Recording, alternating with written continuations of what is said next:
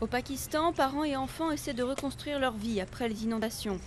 Leurs maisons et leur culture ont disparu sous les eaux et peu à peu, l'étendue du désastre qui affecte 14 millions de personnes apparaît aux yeux de tous. Ici, près de Peshawar, ils sont nombreux chaque jour à venir demander de l'aide dans un centre de Médecins sans frontières.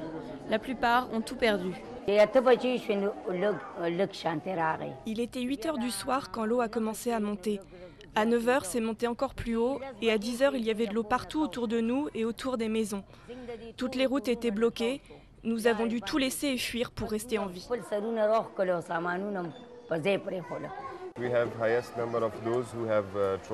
La majorité a subi des traumatismes. Leur maison s'est écroulée ou ils ont été blessés de toutes sortes de façons pendant les inondations. Ensuite, il y a les maladies de peau.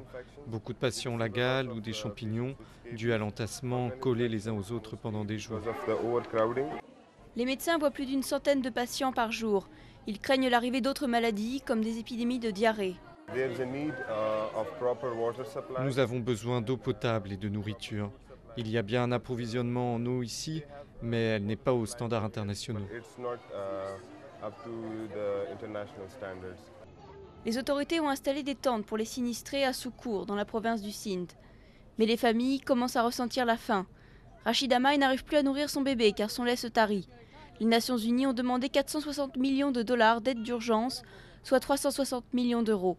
Unique bonne nouvelle, le niveau des eaux commence enfin à baisser et la météo annonce des prévisions un peu plus clémentes.